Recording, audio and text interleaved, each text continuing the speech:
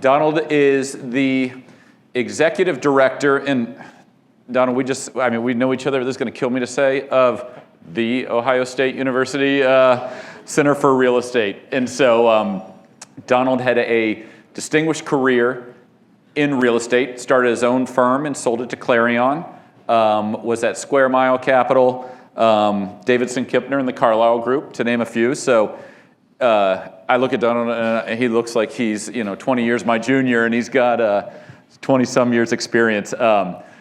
Undergrad at George Washington, MBA at Harvard, where Donald has been a lecturer at Harvard in real estate. He's also lectured at Columbia, Auburn, and of course at Ohio State.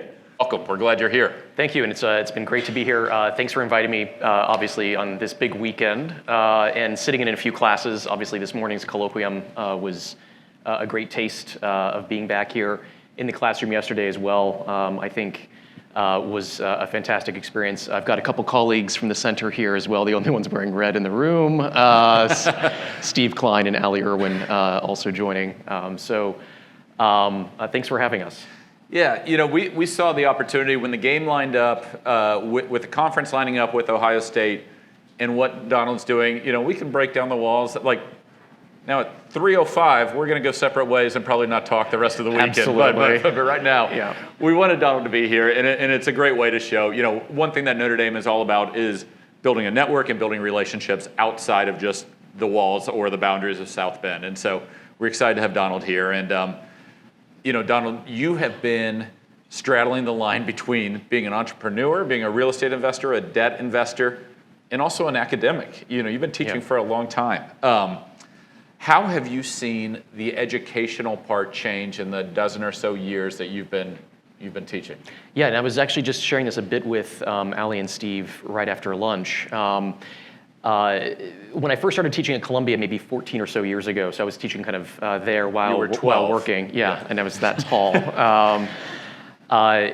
If you were to mention something around affordable housing or the missing middle, which we were talking about at noon today with Dan from Rockefeller Group, that wasn't in a lexicon at all, for instance, around what people were thinking about when they were pursuing careers in commercial real estate. It's been primarily finance focused, and a lot of these programs primarily are domiciled within business schools, are very finance heavy, or very development heavy.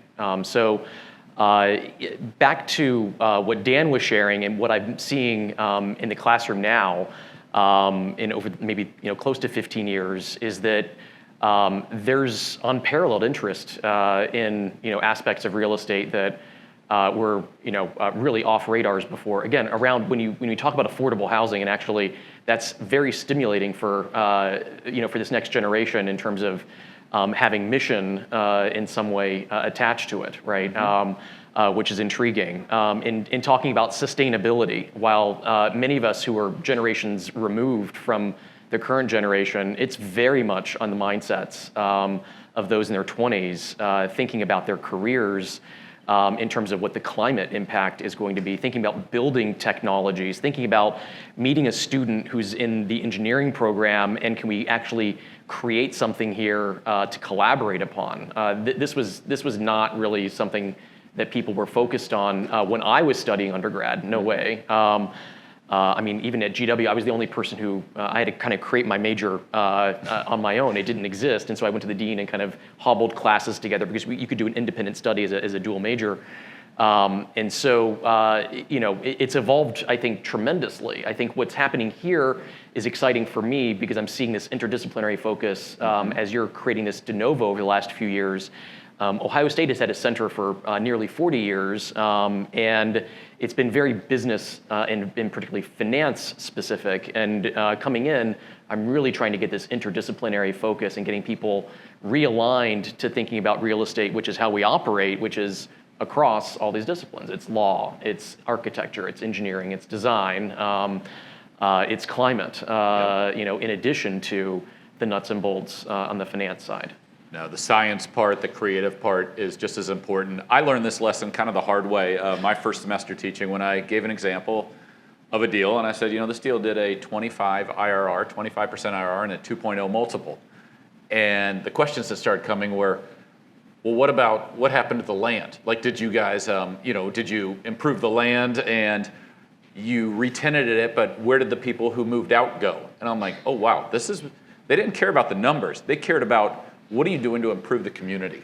Yep. And I think that was your point is sustainability is real, creating places of lasting value that are open and welcoming are real. And I think this generation of students isn't Wall Street rip your face off. It is how do we create a better world through real estate, which is unique. Yeah, aligning purpose and value into this, which is eye-opening, because that was, I mean, I'm sure when you started your career, that was not at all in people's lexicons by any means. No, it was O'Malley, get the model done. Yeah. So we can figure out what you did wrong, so then we can fix it and maybe make the investment. I've noticed that change. I see where we are now. We have 441 students.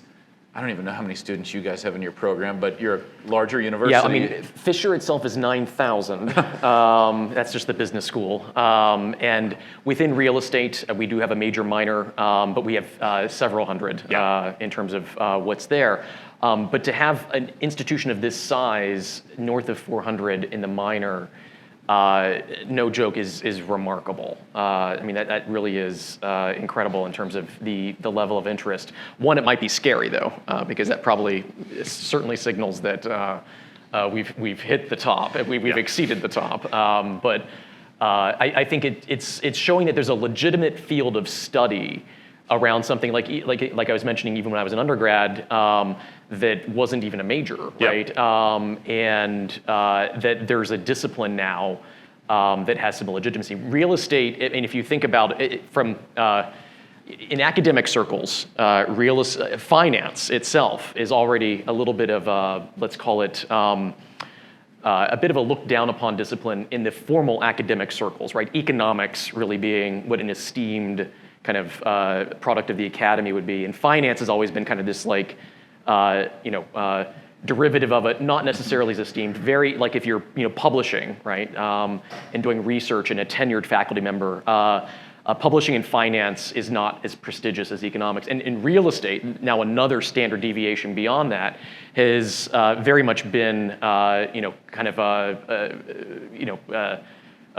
not respected at all within the academy, right?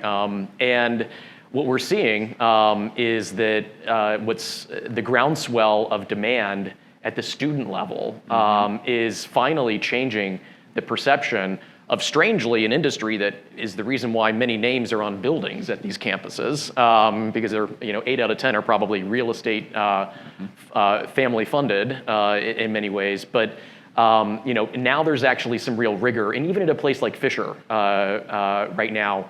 With the demand, we're oversubscribed in all of our introductory classes. I think we have 8 introductory classes in their waiting lists to get into them because we can't find space and faculty to teach.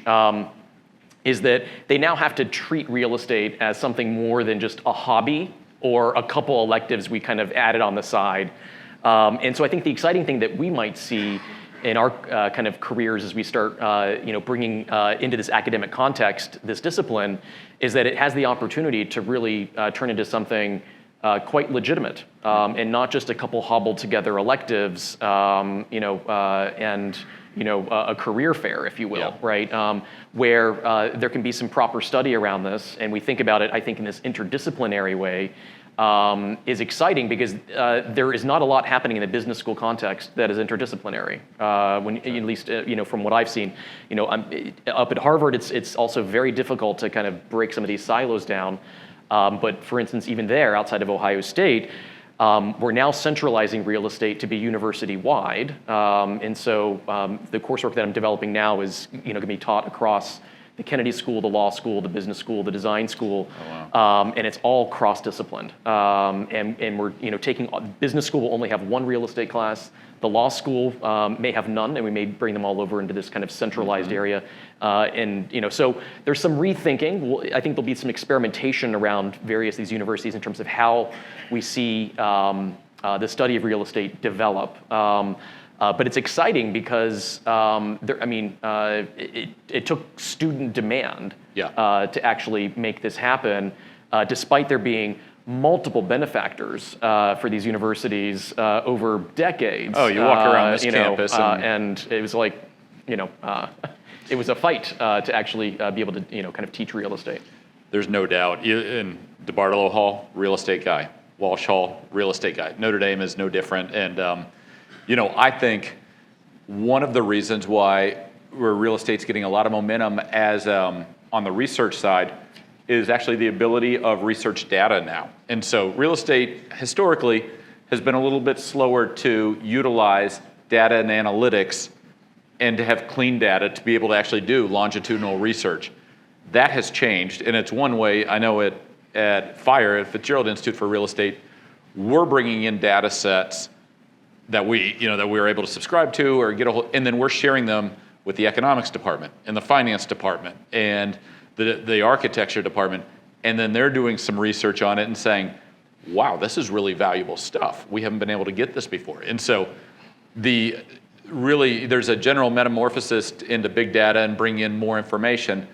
That is what is leading a lot of this. And then you're getting more real estate academics and people who maybe would have traditionally gotten their PhD and gone into economics are now moving into real estate. And it's, as such, we've got better professors, better research, better scholar, and then the cycle continues. Yep, absolutely. Yeah, and I think even for those who may not want to pursue a career in real estate, at least being able to take one or two electives that touch this industry, because many people who may kind of have a career and then ultimately begin investing, let's say, if you're fortunate enough, money from the family office, or is that, just like marketing or just like logistics or just like, leadership or ethics, right? You can take one or two electives in something, and it doesn't mean you have to go out and have the career in it, but you've at least touched it, right?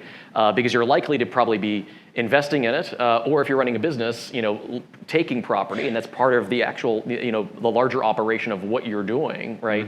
And so now real estate isn't intended only for those that are actually going to be industry focused, but as part of the larger menu of what business education is, because all of this built environment is part of every business that's out there. It's just as important as marketing in some respects, but there wasn't really an expression of how to do that unless you were really minoring or majoring in it. Now you can actually just take an elective, right, and kind of have that just a normal course part of a business education. There's no doubt about it. One thing that Ward Fitzgerald, who is the main benefactor, Ward and Kathy Fitzgerald are the main benefactors of the Fitzgerald Institute for Real Estate. He reminds everyone every time we see them is that the value of real estate assets in the world are more than the value of all other assets combined. And so real estate touches everyone. Yeah. Everyone lives somewhere, everyone shops somewhere, everyone works somewhere.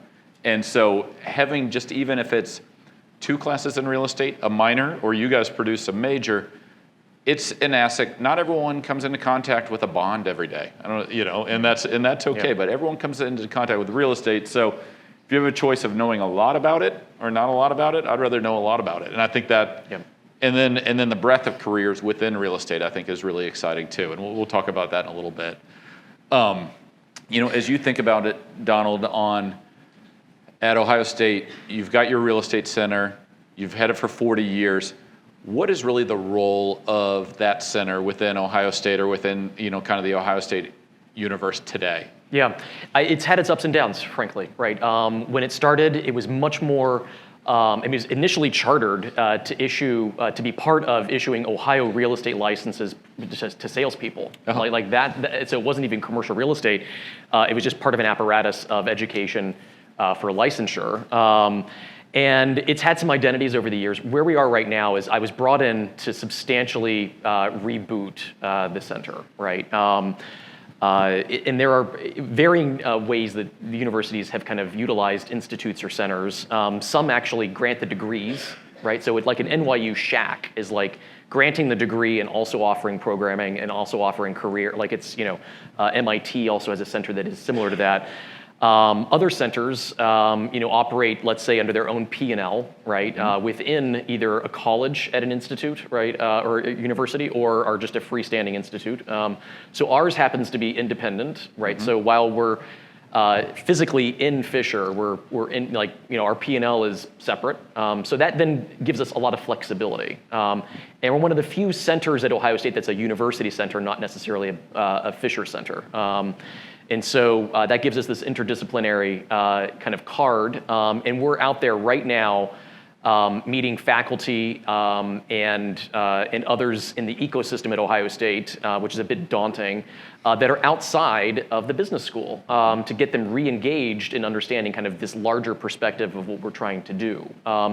So for us, I think one is restarting a lens of interdisciplinary at Ohio State, because it's been primarily business school focused in the past. And looking at putting programs together that I think are compelling, and at a larger perspective, not just Ohio State centric, right? I think there's a real lack right now, and one of the reasons I'm excited to have you here and potentially to build a relationship with you and perhaps with a few other centers, is that a lot of us are out there trying to do similar things. We can still serve our missions on campus and within our alumni networks and industry networks of kind of doing what we do, but it'd be a real disservice to Notre Dame and to Ohio State and to Harvard for there not to be collaboration. And as simple as, we're kind of private market people that kind of came into this, is that there really has been none among various of these programs and centers and alumni networks.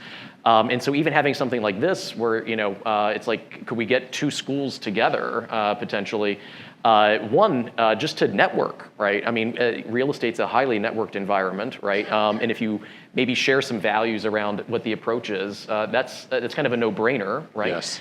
And for the students, potentially to offer resources, right? So one thing that often is a little bit of battle, and we kind of talked about this, is how do you prepare students for like financial modeling or prepare them for other aspects, negotiation boot camps, all this kind of stuff. Well, why not have that be collaborative potentially among a few institutions, one from a resource perspective, and two, from a networking perspective, right? And there's nothing proprietary necessarily about that.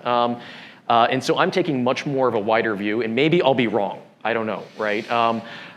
Where there may be some like-minded institutions that have a new kind of blood that's happening that came through real estate and might have some constituents that actually kind of get that, and then just collaborate, see what we can do, experiment with it. And not everything may work, but the way that I'm looking at it at Ohio State is let's build some bridges. I've had multiple different institutions that I've kind of worked with, and I'm like, I cannot believe that we're not finding areas to collaborate. No, and I mean, to your point, that is what real estate is. You do a deal with someone, you've got folks, you've got construction and lenders, you're collaborating with everyone. When I actually invited Donald to come and join me for this panel, he said, I would love to. I want to bring my team. We want to see what you guys are doing. We want to share ideas. And then he said, why don't we co-sponsor an event at the Urban Land Institute conference in Los Angeles next month? And I'm like, that's a fantastic idea. And I said, what do you think the agenda is? He's like, you bring your alums, I'll bring mine, and we'll just have drinks and let them meet each other. And if the institutes in the center can bring value to people later in their career, that's a win for everybody. Yep. And then I said, hey, I know the guy at University of North Carolina who also came from the private market, who's running their institute. They turned us down. They said, we already got something going, so we'll never invite them again. But yes. But no, in all honesty, we said, guys, he said, we can't make this one, but we want to do your next one.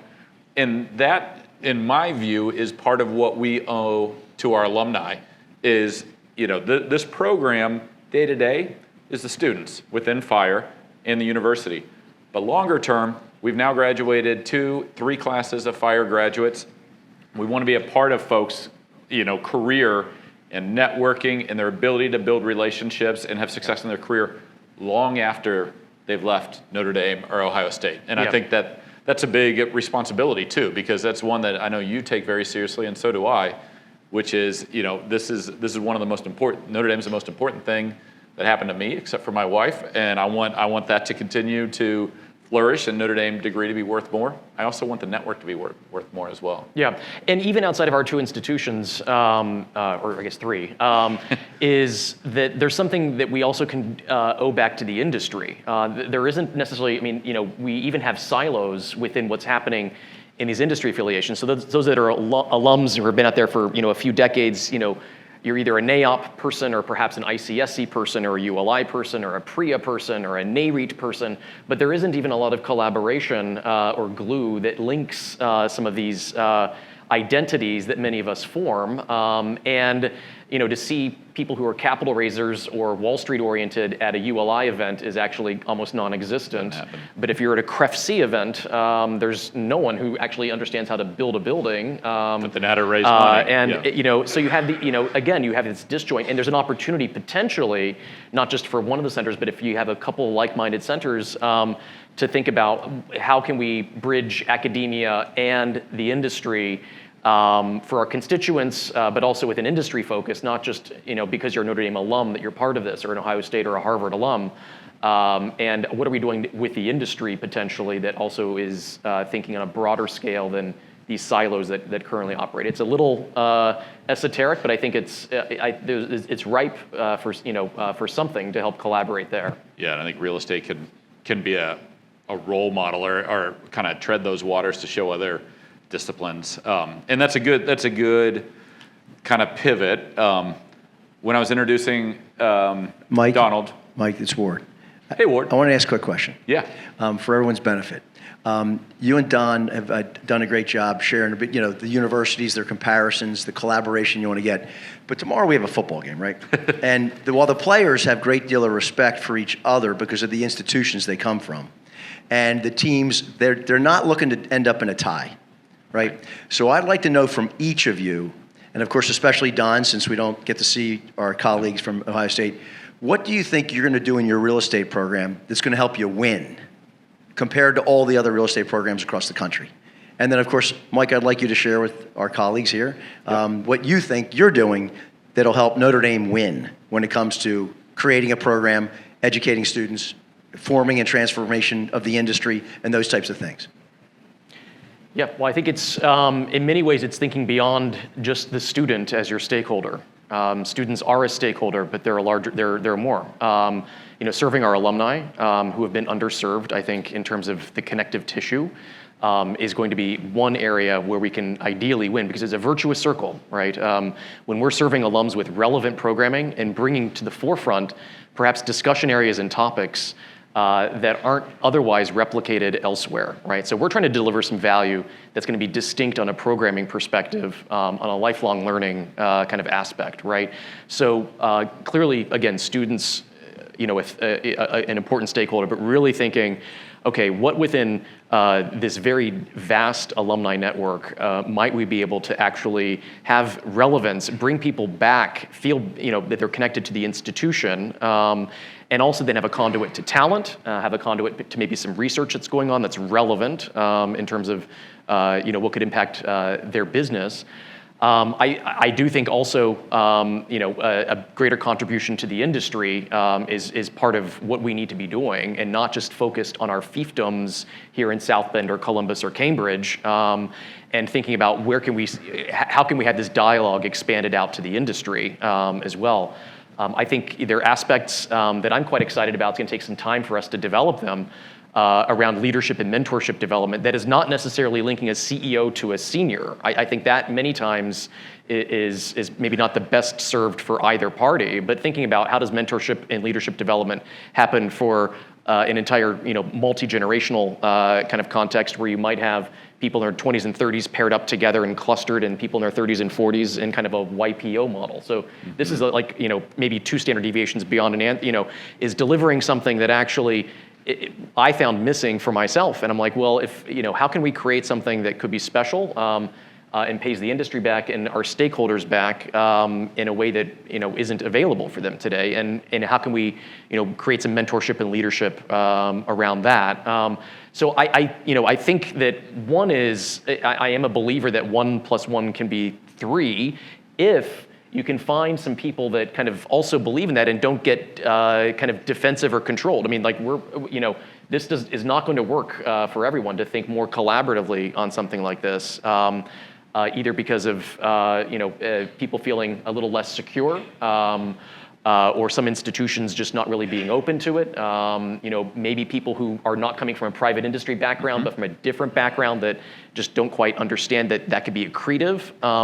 But I think the collaboration is, in the few institutions that might actually be able to pull it off and still keep their mission on campus and with their own unique set of what they're delivering value for, could be really interesting. And no one's done it. I mean, I can't point to a lot of cross collaboration. So that spells to me that either I'm wrong, or there's in front of us some opportunity here to think about it that way. I think that's a great answer, and I think you pull out a lot of things that we're trying to do as well. I would answer the question a little bit different, Ward, and that is, it's something that we say a lot at our institute, is that we want academic All-Americans, which we have. We're at Notre Dame. I'm not getting in here anymore, I'll tell you that much. We have very smart students that are comfortable being wrong in a public setting. Okay, we want smart folks that are willing to work in a team to get to the right answer. And the way you do that as a student is in a cross collaboration with an architecture student sitting there, a science student sitting there, and a finance student, and working together to solve problems and to become future leaders. And I think that is remarkably important. Gone are the days of graduating, going, and necessarily just going and running a spreadsheet and kind of working. I mean, there are industries that you can do that. That's not how you succeed in real estate right now. Succeeding in real estate is being able to pull together teams, work together, build theses, having the conviction to put that thesis out there, knowing that you might not be right all the time. Yeah. And that's why we have firms, and that's why we have something called investment committees. It's to bring ideas forth, but to have the backbone to do that. And a lot of people aren't comfortable with that. It's hard going to an investment committee with 30 other people in the room trying to tear down your idea. Donald has been in private industry for 24 years, so have I. That is not fun being wrong in a public setting when you are theoretically an academic All-American. If we can take all of that and equip our students with not only the mental strength and the ability to solve problems, but also the emotional strength to work as a team and ultimately drive to better solutions, it changes the whole profile of our institute. Because now these students are coming in, and I said it in my opening, now people are saying, how do I pluck more of those students out of Notre Dame to come and work at my firm? And that, to me, is a big win as well, when you can drive that, the change from the students forward, just like you said, from the alumni down. And when they meet, that's where it becomes really powerful. Any follow-ups, Mr. Fitzgerald? I would like to, though. That's a great pivot. So Donald, you were an entrepreneur. You started a firm. You sold a firm. You were on Wall Street. You've worked with originating debt, buying distressed debt. You had a lot of options besides coming into Columbus, Ohio, and being the executive director of this real estate center. What drove you to make that decision? Maybe in a way that it was service. I was sharing with Allie at the end of lunch, Allie and Steve, at hearing the last 24-ish or so hours that I've been back on campus here. So I grew up in Columbus, Ohio, strangely enough, but that it wasn't like proscribed that those dots came together. So I'll make a little bit of an oblique connection here. And did the Catholic school circuit my entire life. From third grade through high school, probably without me fully realizing that there was a much larger service aspect here, is part of that, right? That's why I started teaching 13, 14 years ago at Columbia, was after a car accident where I probably should have died. And it was not at all convenient. And I said, there's no way I'm dropping the pencil on all this work that I'm doing and running all this stuff. But there's got to be somewhere else I can express this. And in New York and Wall Street, you leave some of these atmospheres. It's not easy to necessarily have an outlet where you can have some imprint or value. And you can write a check. That's one way. or you can serve. You can actually do it, right? And so that's why teaching has been interesting for me. I think education has been probably my largest kind of, if I had to think about a quote unquote cause, there is. I mean, when I grew up, I'm the first in my family to graduate from college. And I have a lot of scholarships to thank along the way, and a lot of doors that opened that were it was just good fate, timing, and maybe some hard work. So there's an aspect of if I'm going to express my energy and resources, education I found to be incredibly enabling, and that's where I wanted to lean. I could have easily stayed for another 10 to 15 years, as I know you probably could have as well.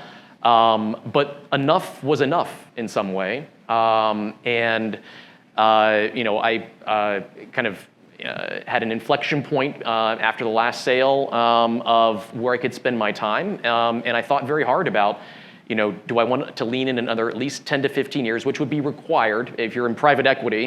You have lifespans to these funds, and your economics and your contractual obligations tend to travel for a while, and there was a unique point at which I could exercise some timing optionality, and it wasn't a hard decision. I wasn't staying up nights. It was like, okay, this is interesting, and it was, I call it the universe connecting a few dots that happened about a year ago this time, where there at Ohio State there was a retirement that was unexpected. One of my large investors is Ohio PERS, and behind the scenes, a few dots were getting connected, and all of a sudden, the dean from Fisher's calling me, and I wasn't aware kind of what was happening back there until I then realized that a good colleague at OPERS who's on the faculty now at Ohio State, had put some dots together. And a couple dots came together with the Harvard situation where they were doing the hard reboot, and I had floated this idea of a class by the dean.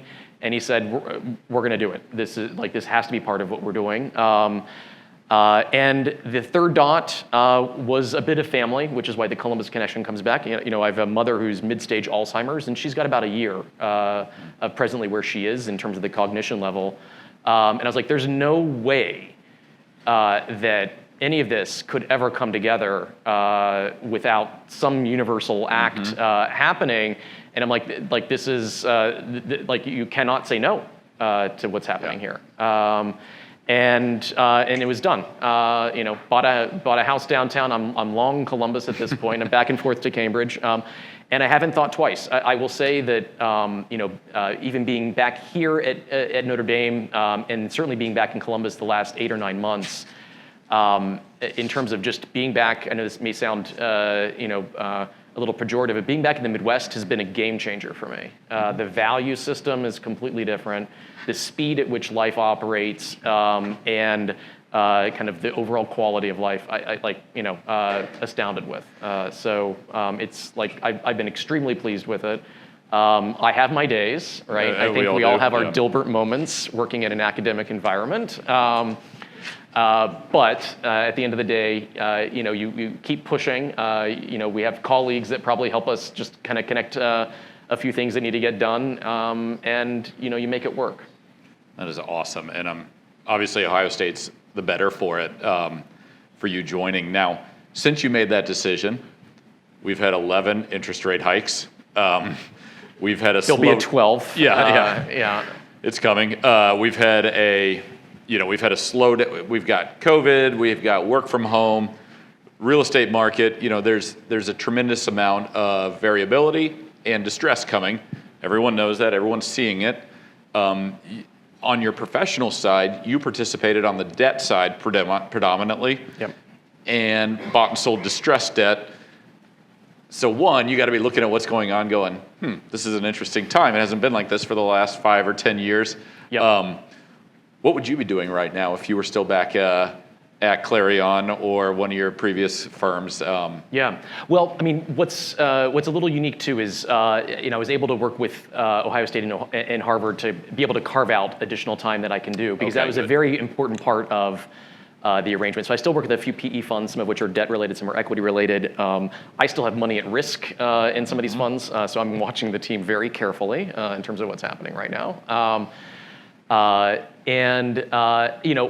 still a very wide bid-ask spread. Mm-hmm. So in some ways, I'm looking at this and I'm like, we're still early in the game where there aren't even really equity transactions happening right now of anything of scale. There have been a few trades in the debt space. There was a $1 billion portfolio from Capital One that traded to Fortress a couple months ago that will be a print. The largest print that's in front of us that will be the Signature Bank portfolio, which is maybe 30 or so billion of commercial real estate loans, primarily domiciled in New York, that will trade before year end. That's going to be an interesting data point to the market. But the larger thing is that this is going to take a few years at least still to even see some, like I would call meaningful transaction activity. Back in post GFC, we were doing our largest trades in 2010, 11, 12, 13, which were years after. I'm sure maybe when you were working in distressed as well. So what we're seeing now are the catalysts creating a lot of this opportunity, but it's not necessarily transactable yet. And there are some trades. So and that comes back to this point of would I want to be in this for at least another X period of time? For me, there's a leadership professor up at HBS, and he kind of completely recrystallized Scott Snook. He's a West Point person and kind of has kind of hardcore Army leadership, kind of attributes. In thinking about, many of us become so linear on our careers where, okay, it's like, a decision you made at 18 or 20 about a major turning into then what you're going out to do right after graduation, cascading into what needs to be a 40-year career on this track is like, it's not to say this in a negative light, but it's very one-dimensional in some way. And I'm looking at this as being like, that was fantastic, but I mean, this is like a whole, this isn't in me taking my foot off the gas, nor for you either. I mean, one of the most insulting things to say to somebody who's done a pivot like this is, wow, you must be enjoying a lot of your free time. It's like, actually, no, do you know me? I'm just as busy and engaged and pushing the envelope and trying to make change. And you're doing upstart stuff with there's so much behind the scenes, and it's, so for me, it's so engaging because it's like, it is highly entrepreneurial right now because we're restarting everything. I'm sure it's the same with your institute and getting systems and processes and strategy and all the stuff in place, which is a lot more than it sounds. I view it just like a business. We think about our program schedule. It's like, what's our marketing plan? What's our delivery? How are we actually, meeting our customer here? How are we price it? What's the return on time? What it would it's all, in this very business context of what we're working on. And I think that's what makes you successful at doing that is you're driving it just like you've been an entrepreneur before. Anyone who's ever been to a real estate conference or frankly, any real estate meeting, real estate goes in cycles. You have up times, and one of the questions every real estate person asks, particularly on panels, and I can't stand this, is what inning are we in the up cycle, or what inning are we in the down cycle? It's just a lame question. It's completely, I don't know, it's unimaginative. But I've been raising a fund for the last 2 years, and so you're out meeting with a lot of real estate people, and guess which question gets asked every time? What inning are we in? And so we're in a down cycle right now, and what I've been saying is, look, we've all been in the stadium for an hour. They just finished the national anthem, and we haven't really even started, because as you said, the trades aren't happening. And so when you think about as a student, and this isn't the greatest time to necessarily find a job. We're all going to find jobs. I'm highly convinced of that. I'm not worried about anyone finding a job in this room. It is the best time to enter the real estate field because, as Donald said, the trades haven't started happening yet. And so if you're a senior or a junior in this room, you're going to come in this proverbial first or second inning and be able to be part of this recovery trade. And there's no better time to learn than when things are uncertain and there is a wide bid-ask spread, and you've got the chance to find a deal that no one was looking at or bid on a deal that you don't know what you're going to do with it, but you're going to figure out because the pricing is right. That's a lot more fun than stepping in 4 years ago when everything was trading at a 3.5 cap. And you can't do anything wrong. Agreed. Yeah. I think it's a super important, but there are two pieces of this. I think I've tended to find the best people that we've hired, and we happen to be kind of more of a restructuring, special situations, distressed kind of oriented business, but we're those that had levels of resilience and actually had seen the world change and what kind of happened.